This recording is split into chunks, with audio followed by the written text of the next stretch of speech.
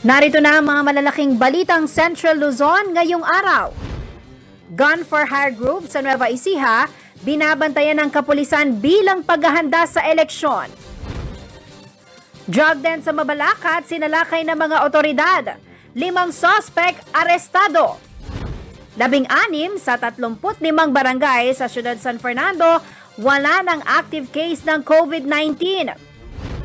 At publiko, hinikayat na mag-invest sa retail treasury bonds ng Bureau of Treasury.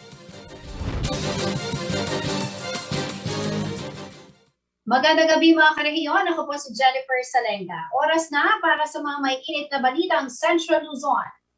Nananawagan si Incoming Catholic Bishops Conference of the Philippines o CBCP President at ating kabalen na si Bishop Ambo David sa mga Katoliko na sundin ang 10 Commandments para makapili ng wastong ibuboto sa darating na eleksyon.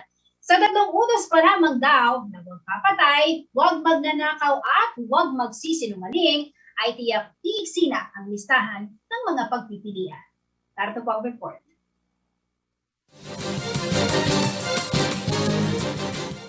Habang papalapit ang 2022 elections, nagpaalala ang incoming President ng Catholic Bishop Conference of the Philippines o CBCP sa mga botante na ihalal ang mga mapagkakatiwalaang kandidato sa darating na May 2022 elections at hindi yung mga hindi man lang makasunod sa 10 Commandments. Inihayag ito ng Kapampangang Obispo na si Pablo Virgilio David sa kanyang homily sa San Roque Cathedral. Sa December 1 nakatakdang maupo bilang presidente ng CBCP si David. Ayon kay David, sa 3 kautusan pa lamang na huwag kang papatay, huwag kang magnanakaw at huwag kang magsisinungaling ay iiksi na ang listahan ng mga pagpipilian. Dagdag pa ng obispo, dapat mahiya raw at huwag tawaging Kristiyano ang sarili kung hindi ka aktibong makikilahok sa pagpili ng mga mapagkakatiwalaang kandidato na iluluklok sa pwesto. Yun ay kung may pakialam daw tayo sa kinabukasan ng bansa. Simple lang naman daw ang criteria for elections, tulad ng batayan na nakasaad sa 10 kautusan ng Diyos. Tulad ng sinabi raw ng Jesuit priest na si Father Jet Villarin, kung ang pamantayan ay malinaw at halata, madaling paikliin ang listahan. Ngunit ang halata para sa ilan, maaaring hindi ka puna-puna sa iba, lalo na sa mga mamamatay tao, magnanakaw, sinungaling, at mga gumagamit at sumusuporta raw sa kanila. Nagpaalala rin ng obispo ng Caloocan sa kahalagahan ng pagdarasal. Pero hindi raw sapat ang magdarasal lamang para sa tamang kandidato. Ang mga nananampalataya ay dapat ding bumoto para sa kanila. Dagdag pa niya, ibinigay na raw ng Panginoon ng mga ganitong kandidato. Yun nga lang, hindi naman daw ang Panginoon ng botante, kundi tayo.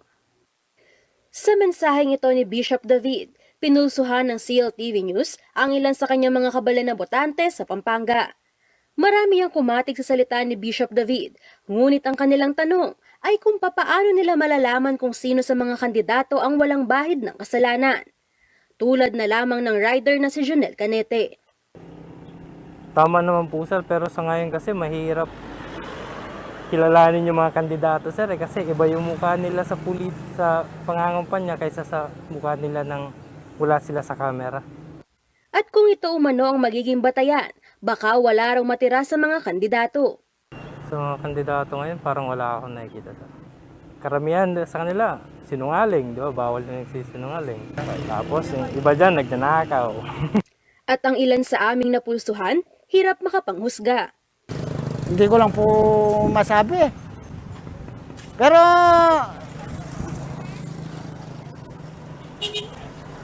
basta pero may napapansin po ako talagang yung iba, mahirap po kasi magsalita di ba? Hindi naman sir lahat kasi ang iba kasi minsan nasisiraan din lang, ganun. Kaya nagiging masama sa paningin ng tao. Meron po, meron din. Yung karamihan hindi. Para sa social worker at professor ng Don Honorio Ventura State University na si Dr. Elena Tesoro, kasama na sa kultura ng eleksyon sa Pilipinas ang hakbang ng simbahan na mag-impluwensya. At ang mga kataga-umanong binitawan ni Bishop Ambo ay isang pananagutan ng simbahan sa lipunang pinagsisilbihan nito na maging mulat sa moral at espiritual na pagpapasya. Ay, siyempre, historically, ang Pilipino, basically, Kristiyano. Diba? Kahit na marami ng faction yan, Kristyanismo pa rin ang nangingibabaw. So, hindi mo na matatanggal. Yung culture yun eh. Hindi mo yan basta-basta matatanggal. At siyempre, dahil sila yung nasa taas, lahat naman, if you want to capture, if you want to influence, kailangan meron ka rin talagang stand. Hindi pa umanahuli ang simbahan at ilang mga institusyon sa bansa na ikampanya ang tinatawag na Generation of Upper Hand na nangangahulugang hindi sunod-sunuran kanino man ang matalinong mamamayan. Ito tayong generation na napakaraming opportunity to change the structure, to make a dent on the policy. Huwag na tayo maging sunod-sunuran. Tayo dapat ang sugdan ng gobyerno. Paano natin gagawin kung napakalimitado lang ang alam natin, kung hindi natin lalawakin ang ating pag-iisip? Kung hindi tayo mamimili ng tamang tao. Diba? Whatever standard that you apply sa tao, kung anong standard ng simbahan, ng kung ano-ano, ng kaibigan, ng pamilya. Kasi pamilya, malaki din influence yan, right? Ano naman? Kasi wala naman akong control over that. I don't have control over that. Ipakita lang sa mga tao, they have the upper hand. Nasa ating mga kamay ang future. Ayon kay Professor Tesoro, influencer ang simbahan at ang akademya na magtuturo sa mga botanteng mag-isip bago pumili ng karapat-dapat na kandidato. Angelica Cara, CLTV News. Sa pagsubok ni dating Pampanga 3rd District Representative at former City of San Fernando Mayor Oscar Rodriguez na bumalik sa pagkaalkalde ng kabisera ng Pampanga, hangad niya ring maibalik ang tatak niyang inclusive governance kung saan walang Fernandinong may iwan sa anumang programang hatid ng gobyerno. Nabanggit din ng dating alkalde na isa sa mga rason ng kanyang political comeback ay ang pangako niya sa kanyang kaibigan at namayapang Kapampangan business leader na si Ginoong Levy P. Laos na muli niyang bubuksan ang pinto sa pamamagobyerno upang mas marami pang Fernandino ang matulungan. Si Rainiel Pawit ang may report.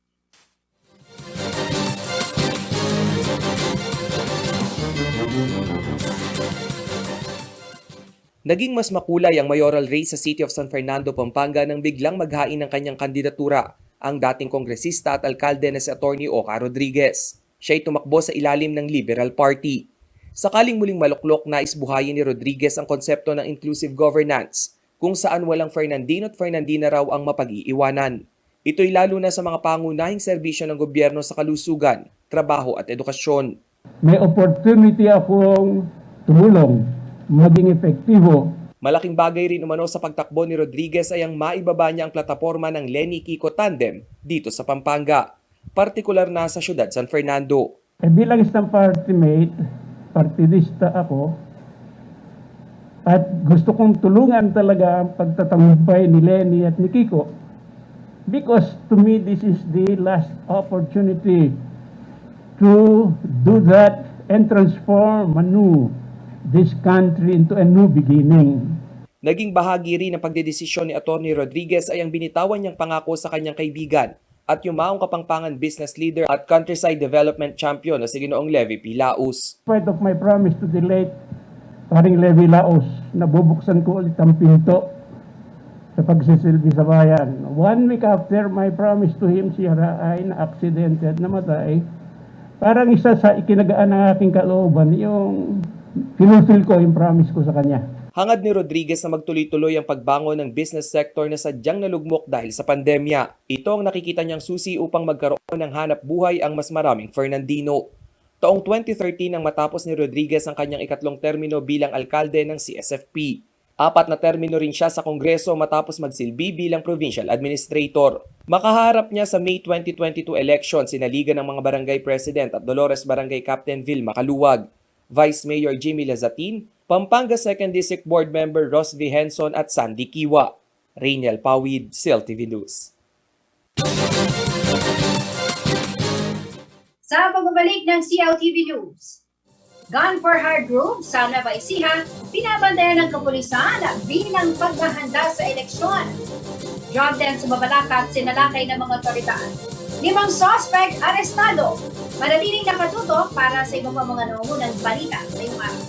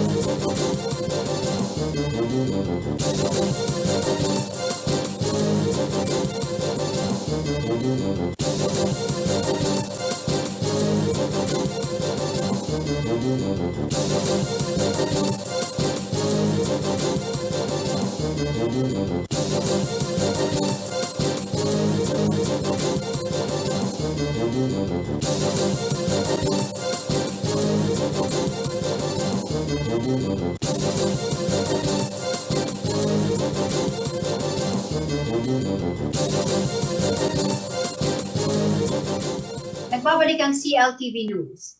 At sa iba pang mga nangungunang balita, bagamat walang existing private armed group sa rehiyon, mahigpit daw ang ginagawang pagbabantay ng Police Regional Office 3 sa mga gun for hire group sa Nueva Ecija. May posibilidad daw kasing magamit ang mga ito sa anumang karahasan na may kinalaman sa nalalapit na eleksyon. Nagbabala naman ang hepe ng PNP Central Luzon sa lahat ng kanyang mga kabaro na maging patas sa lahat ng mga kumakandidato. Narito ang report. Bilang paghahanda sa nalalapit na eleksyon sa May 2022, kabilang daw sa mga binabantayan ngayon ng mga tauhan ng Police Regional Office 3 ang mga gun for hire group sa lalawigan ng Nueva Ecija. Ito ang kinumpirma ni Central Luzon Police Director Police Brigadier General Matthew Bakay sa CLTV News. Ayon kay Bakay, bagamat walang private armed group sa buong rehiyon, batay na rin sa definisyon ng Commission on Election, posible raw magamit ang mga gun for hire group sa Nueva Ecija para sa anumang election-related violence. Kabilang din daw sa kanilang tinitignan ang iyang historical data o ang mga naging sitwasyon sa mga nagdaang eleksyon upang mailagay sa iba't ibang klasifikasyon ng mga bayan at lalawigan sa rehiyon. We will classify based on historical data places of kung saan magkakaroon ng possible violence, scenario of violence because of the elections. And in Region 3, identified naman natin, there are many parameters, intense political rivalry, presence of potential armed groups, and others. There are about 6 from which i-classify natin sila into areas of concern, areas of immediate concern, and areas of grave concern. So that from there, we will adopt, and ang magiging response natin will be based on the classification of the area, municipality, province. Nanawagan din si Bakay sa mga kandidato na panatilihing payapa ang darating na national and local elections. Mga kandidato, let us of course always observe restraint. Let the people exercise the right of suffrage free from any harm, free from violence, and which is of course the very basic essence of democracy. Bukod dito, nakiusap din ang hepe ng kapulisan sa Gitnang Luzon sa kanyang mga kabaro na iwasang makisangko sa anumang political affiliations at maging patas ang pagtrato sa lahat ng mga kumakandidato at partido. Of course, let me address myself first with all the men and women of Police Regional Office 3. Nabigyan ko nila sila ng direction to remain apolitical, neutral we should na hindi tayo pwedeng kumiling sa isang particular candidate. Let us show our professionalism, being a political neutral, and from there we can proceed implementing the law. Because if we are not neutral, we are not apolitical, then hindi natin ma-ensure that there will be an honest and orderly election. Kasama si Marian Lozano, JM De Jesus, CLTV News. Arestadong 5 katao matapos salakayin ng mga tauhan ng Philippine Drug Enforcement Agency ang isang drug den sa lungsod ng Mabalacat. Nakumpiska mula sa mga sospek ang hinihinalang shabu na nagkakahalaga ng halos 100,000 piso. Narito po ang report.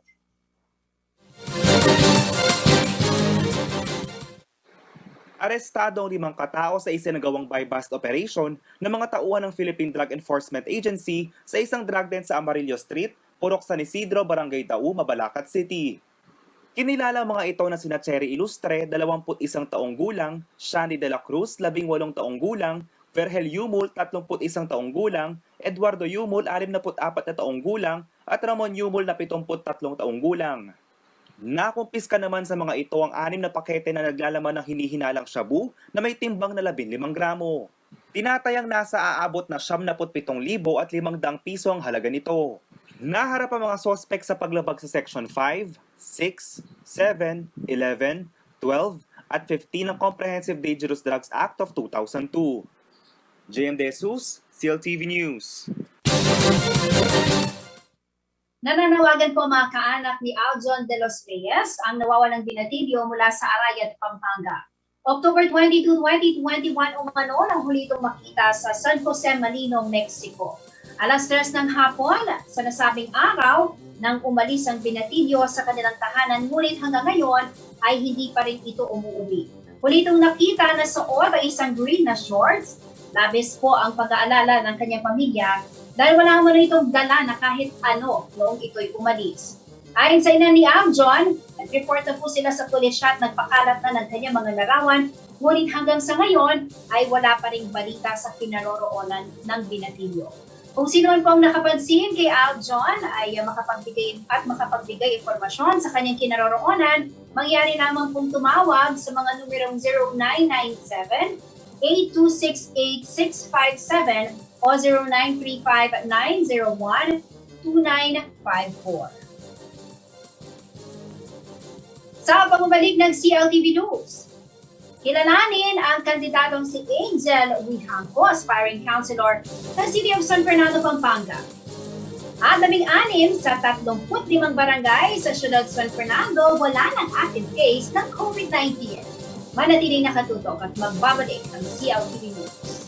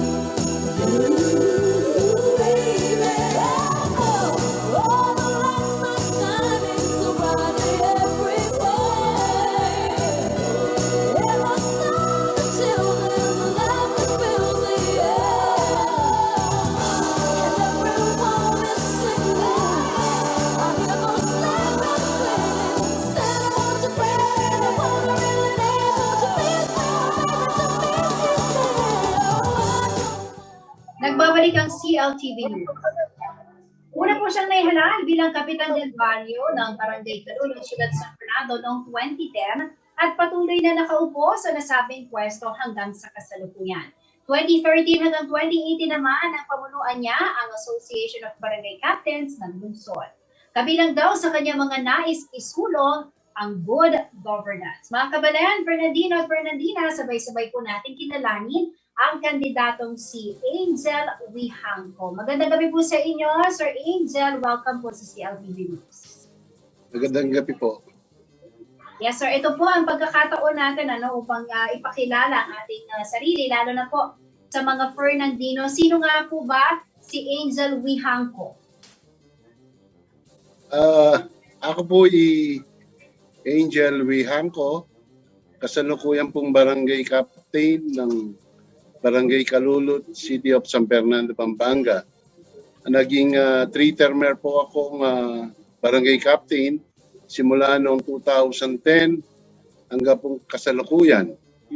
Naging Association of Barangay Captain President mula noong 2013 hanggang 2018. So, malaki. Ako lang po ang nakapag-gawa ng record dito sa barangay namin, dito sa Calulot, na nagbanya ng bali 3 beses. Karen pong kalabasan, kanila pong tig-isang termino lang. Pero ako, siguro dahil sa magandang pamamalakad ko dito sa aming barangay, so binigyan po ako ng pagkakataon makapag-serbisyo ng halos humigit na sa 11 taon na. Mm-hmm. Okay. Pero ano po ang kakayanan ninyo, Sir Angel, at karanasan na maaari po ninyong magamit sa inyong pong pagsabak sa politika, sa inyong pong paghabol sa darating na May 2022 elections, sir? Bilang konsehal sa San Fernando.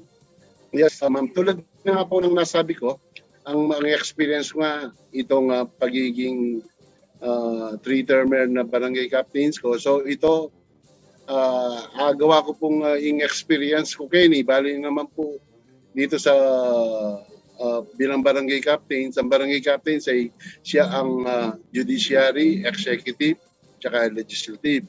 So yung experience ko po yun, palagay ko madadala ka po sa konseho para makatulong sa mga constituent natin dito sa Ciudad Mano.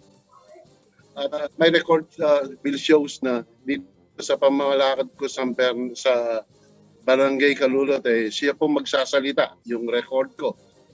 Palagay ko po, lalo na advocacy ko po, yung no to graft and corruption. Dito po sa barangay namin, isa po yun sa pinagmamalaki kong kakayaan ko na inalis ko yung malinis po. Katulad po ng yung malinis, tapat at maputing pamanungkulan kini pong barangay mi. Pero nano po, Sir Angel, in maging palamupik, peka turning point yun po, nebanta, mag-desisyon kayo pong tagal this time, mas malawak yun po, in kaya kayong pag-obra, in kaya kayong pag-servisyon, nung sakaling manyabot kayo po bilang councilor, na ano po in rason at may desisyon tamo pong tagal bilang konsehal king Ciudad San Fernando? Actually po, 2013 po, agad na ako pong manungkulan o tagal bilang konsehal o konsilor ng Ciudad San Fernando. Uning game po sa aking palagay, hindi pa ako ready na maging konsyal ng Ciudad San Fernando dahil sa experience ko po na 3 taon pa lang ako, yung 2013, tapos 2016 niyaya na rin ako, pero sa palagi ko po ngayon, kumbaga malulot na ako po para mag-konsyal kaya Ciudad San Fernando.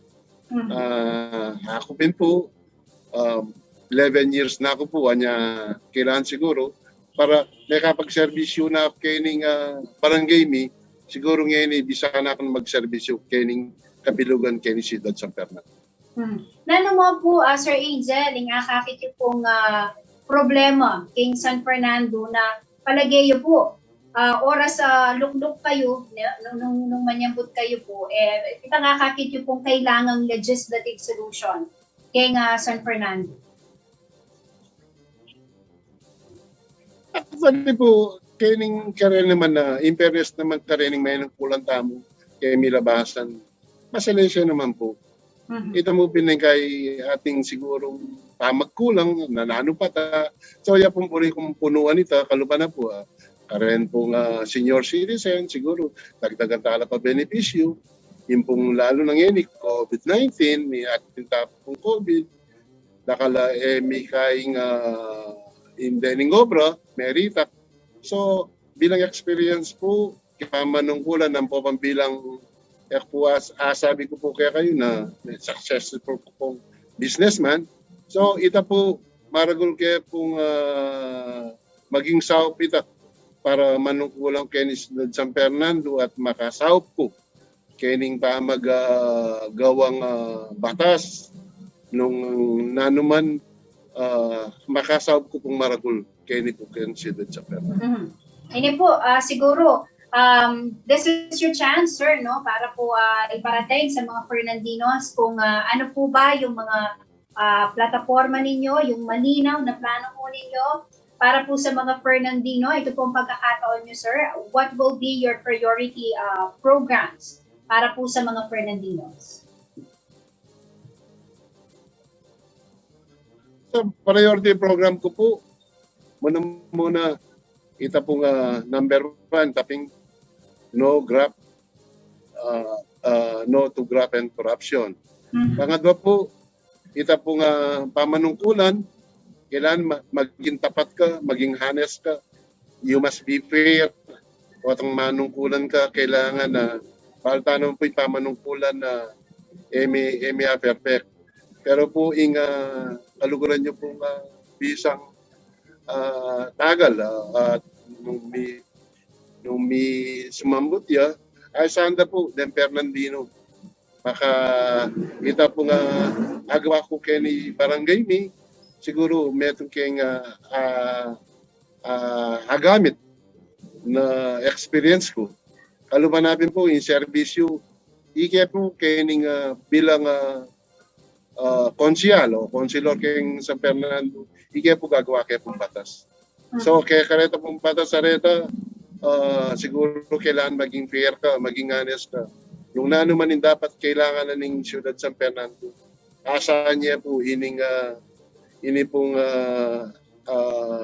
bisang tagal na Angel Wihangko, asahan niya po yung nanuman yung kailangan kay Ciudad San Fernando. Sir, balikan tayo mo po, banta po, abalo da rin din Fernandino si naging achievement yun, king barangay level. Nanula mo po rin sabi yung legacy yun. Kasi may katlo kayo pong termino na bilang barangay captain, King Kalulot. Nanula po rin legacy yun. King kaya kayong barangay, kaya kilog na po niya itong terminong pamanungkulan niyo. So, yung legacy po, muna ay tayo po kening yung pong barangay Kalulot. Dati, imbaluda, makanyan ka-progresibo. Kaya pong ligligan parol, kaya pong yak po may munang yakpang barangay captain kaya ni Kalulot na Mikiabe from 2011 up to the present. Kaya ni pong karin pong kaimi kening constituent mi ating kaya pong mami kaya pong financial assistance karin masakit karing burial assistance ating kaya pa pong financial assistance karin mag-aral karing college at the same time karing grade 10 to grade 12. So, ito nga mo po ito. Mapinala mo po. Anya po yung pong Angel Bianco, ita pong paninap na sana yung Ciudad San Fernando lalo yung umiunlad. Although balo po naman yung Ciudad San Fernando maunlad na eh. Pero siguro po, nung asaw pa niya po yung Angel Bianco, lalo yan po siguro, makasaw pa pong Marcol. Kaya pamamalakad kayo ng Ciudad San Fernando uling yung kalupa natin po nga sabi po, yung pamamalakad po kayo ni Kalulod, siguro ako din, makanano kung may malakad, itapin itong pera, ang po pang honest ko, at the same time, talaga pong advocacy ko itang no graft corruption. Okay. How do you plan to campaign yourself, sir? Kasi po rin kayong kalaban, batika na lang naman po niya, kung aliwa, may babalik lang naman at Silvino, dati King San Fernando. Na ano po yung preparation na gagawan niyo for this coming May 2022 election? So, yung preparation, siyempre kailangan na biyasa kang makisabi, biyasa kang ang popay itang pamanyaw mo, lumakanano kumanyaw kening barangay ni, makanyan mo na po siguro yung gawan ko, watang may po kening katungkulan, at the same time po, ining pamanungkulan ko naman, halos nung nga rin, miyaliwaya mo, hindi kami, bilang barangay captain, itapin na legislative, judicial, po hindi kaming executive. Pero okay ni, pamang batas, kami naman, makakay kami. Nung kaya mamala ko naman karing maging, nung sakasakaling mipok ko, kami naman miyabe-yabe, ala naman siguro maging problema. Uling kami, metong nga mo naman yung paninap mi, na ing San Fernando, lalo yung maging maulad, at Tangalande, lalo din Tangalan, kaya buong Pampanga, at the same time, kaya po buong Pilipinas. So meaning, ready na kayo po king challenge kasi eta naman po ala ko nen kay karing manong pulan karing manyang po sugela po mi ka partido ren medyo man karon po problema pero since this will be your first time sir no kung papalarin po kayo na maupo at manilbihan bilang councilor ng San Fernando, you are ready for this sir. Handa po kayo makipagtrabaho sa mga mananalo no para sa may 2022 elections, kaalyado yun naman po o ali? Kami naman po kasi iking karenin tatagala katunggali ko. Ang papakanyabi akong tatagal kining konseho. Mikikilala naman po may kakaluguran. Kita mo po, uling pinala rin tatagal tahong mayor, naman po nga nakuha eh. Pero may kakaluguran kaya po, may kikilala kami, kaya pamana ko naman, may kakasundo na kayo man, ang po pang itapin na kilala ko man. At kaya ko, halos kaluguran ko lang, ita mo na di pa tiyempo, aliwa kami mong, miyayaliwa kami mong partido. Pero karos na po kayong kapakananan ng balen, maging metong kami mo po. Yan kaya palagi ako makanyang lamnan ding katunggali kong po rin kaya din. Alright, good luck po sa inyo sir. Maraming salamat po at least ang mga Fernandinos nagkaroon na po sila ng ideya no kahit konting impormasyon kung sino po ba si Angel Bianco at ano po no ang maaari po ninyong i-offer sa mga Fernandinos. Anyway, maraming salamat po sa inyo sir at good luck po sa inyong kandidatura. Thank you po ma'am. Maraming po salamat sa pagbibigay niyo ng panahon dito sa pag-interview sa akin. Malaki pong malaki pong sa aking bilang paghabol dito sa Ciudad ng San Fernando. Malaki pong tulong itong interview niyo sa akin para lalo po ako makilala ng mga Fernandino. You're very much welcome, sir. Again, Maraming good luck po sa inyong kandidatura. Thank you very much. Ma'am, thank you very much. Thank you. Mga karehiyon, si Angel Bianco, aspiring city councilor po ng San Fernando. Dumako po tayo sa ibang balita. Wala na aktibong kaso ng COVID-19 ang 16 sa 35 barangay sa siyudad San Fernando, Pampanga. Pero paalala po ng mga health official, hindi ito nangangahulugan na tapos na ang pandemya at pwede nang magpabaya ang mga Fernandino at Fernandina Kung di raw susunod sa health and safety protocols, posibleng maramdaman po muli ang pagdami ng mga kaso sa unang linggo ng Disyembre. Narito ang detalye ng balita niya. Kasabay ng pagdami ng mga nababakunahan kontra COVID-19, ang patuloy na pagbaba ng bilang ng active cases sa siyudad San Fernando, Pampanga. Nakita ang pagbaba sa datos ng infection noong nakaraang buwan at sa unang 2 linggo ng Nobyembre. Ayon kay Dr. Carlos Mercado, City Health Officer in charge, bumaba ang COVID-19 cases sa pangkalahatan. Kung dati ay double digits ang new cases, ngayon, nasa 5 hanggang 6 na lang ang average ng bagong kaso sa nakalipas sa 2 linggo. Dagdag pa ni Mercado, 16 na barangay na rin sa syudad ang walang aktibong kaso. Kabilang dito ang Barangay Baliti, Del Pilar, Del Rosario, De La Paz Norte, Lourdes, Magliman, Maimpis, Pandaras, Panipuan, Pulong-Bulu, Quebiawan, San Felipe, San Isidro, San Juan, Santa Teresita at Santo Rosario. Naniniwala si Dr. Mercado na ang malawakang vaccination rollout ang dahilan ng pagbaba ng COVID-19 cases sa syudad. Malaking tulong daw ang vaccination program dahil nagkaroon ng immunity ang mga Fernandino at Fernandina. Nakiusap din sa merkado sa mga hindi pa vaccinated na magpabakuna na upang makamit kagyat ang herd immunity. As of November 12, 2021, higit 142,000 individuals na ang fully vaccinated sa syudad. 61.7% na ito ng kabuuang eligible population, habang 79% o higit 191,000 Fernandinos na ang nakatanggap ng kanilang first dose. Target daw ng CHO na mabigyan ng first dose ang 100% ng vaccine-eligible population bago matapos ang taon. Habang patuloy ang pagbaba ng kaso ng COVID-19 sa syudad, hinimok pa rin ng merkado ang publiko na sumunod sa minimum health standards upang maiwasan ng virus transmission lalo na sa mga batang hindi pa bakunado. Dagdag pa niya, patuloy ang kanilang pagmomonitor, lalo pat nagkakaroon na ng pagluwag sa restrictions ang national government. Posible raw dumoble muli ang bilang ng mga naitatalang bagong kaso sa unang linggo ng Disyembre dahil dito. Nananawagan din sa merkado sa mga magulang na iwasang dalhin sa mga matataong lugar at enclosed spaces gaya ng malls ang mga bata.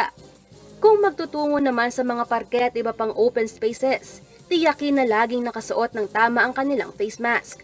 Dapat daw isipin na hindi pa bakunado ang mga bata at maaari pa ring mahawa ng COVID sa kanilang paglabas-labas.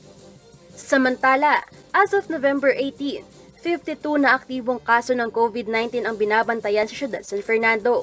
Higit 10,000 ang mga gumaling na, habang 324 naman ang bilang ng mga nasawi. Angelica Cara, CLTV News. Sa pagbabalik ng CLTV News, publiko hinikayat na mag-invest sa retail treasury bonds ng Bureau of Treasury. Natiling nakatutok at magbabalik ang CLTV News.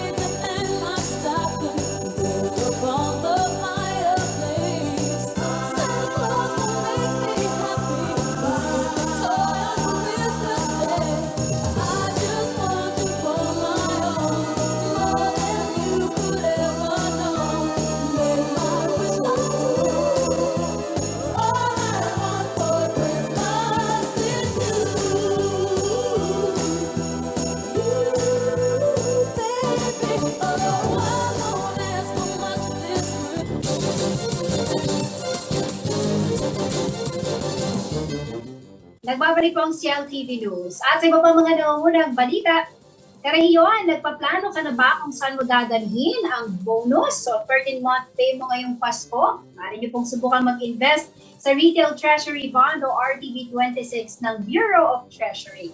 Tiyak nakikita ka na, makatutulong ka pa sa pagpapalago ng ekonomiya. Ano nga ba ang RTB26? Ating pong alamin sa report ni William Paulo.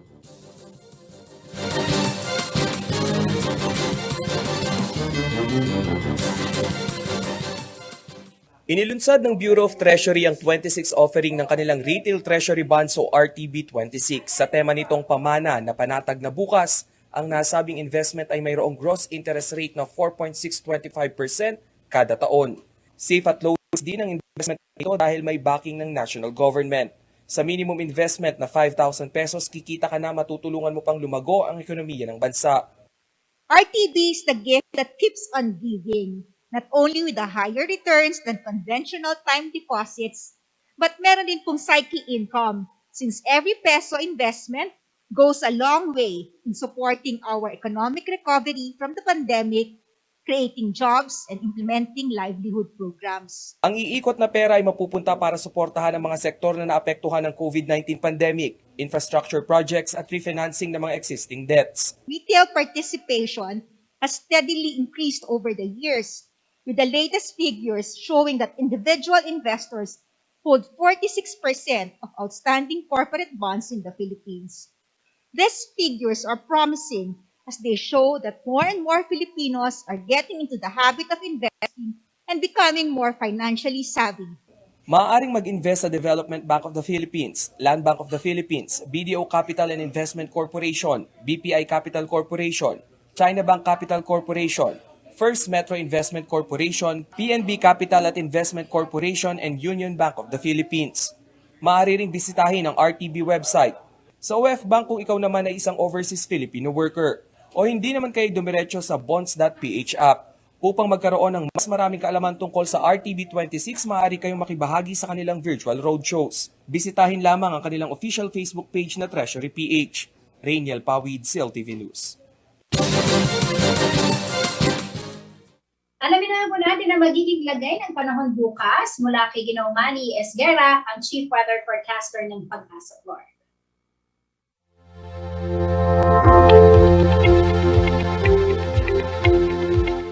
Magandang gabi po, narito po ang magiging taya ng panahon sa susunod na 24 oras. Ang low pressure area po na binabantayan ng Pag-asa ay namataan na po sa layong 205 kilometers dyan po sa may silangan, hilagang silangan ng Bira Catanduanes. At northeast monsoon o hanging amihan naman po nakaka-apekto dito sa northern at central Luzon. Kaya po ang mga lugar ng Camarines, provinces at Quezon, maula po ang papawirin dyan na may mga kalat-kalat na mga pagulan, pagkulog dulot po ng LPA. Ang Metro Manila po nalalawin bahagi ng Luzon, kasama na po ang Pampanga. Bahagi hanggang sa kuminsan ay magiging maula pa papawirin na may inaasahan lamang po tayo mga isolated light rains. Dulot po ito ng hanging amihan o northeast monsoon. Ang Visayas po at Mindanao, magbahagi hanggang sa kuminsan ay magiging maulap din. May inaasahan din pong mga isolated rain showers and thunderstorm. Dulot naman po ito ng localized thunderstorm. So kaya-aya po yung panahon natin at mahigit naman po ang tsansa ng mga LPA na mabuo bilang isang ganap na bagyo. So enjoy po natin yung medyo malamig na panahon at magdala pa rin po ng gamit panangga sa araw, panangga sa ulan at lagi rin po kasama yung pag-iingat ng ating mga kababayan. Magandang gabi po.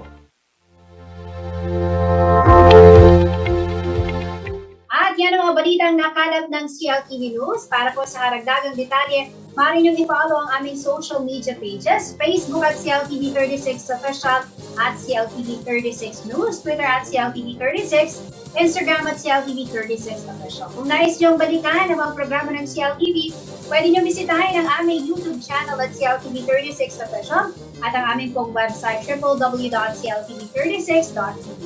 Mapapanood din ang mga programa ng CLTV nationwide via Signal Channel 115 at sa ating 39 cable partners. Kasama po ang buong pwersa ng CLTV News and Current Affairs. Ako po si Jennifer Salenga. Maraming salamat po. Mga karehiyon, 36 days na lamang po at Pasko na.